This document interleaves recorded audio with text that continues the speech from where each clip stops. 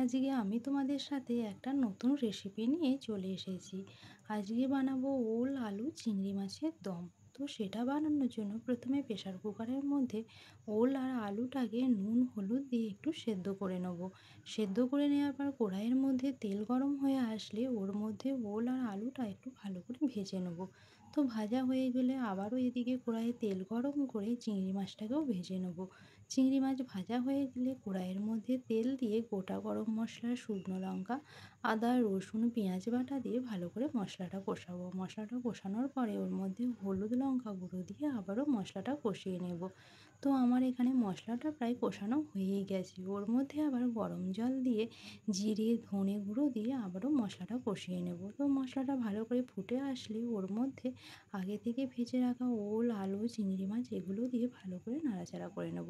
তো তারপরে আবারও একটু নুন আর স্বাদ মতো চিনি দিয়ে তরকারিটা নেড়ে নেবো।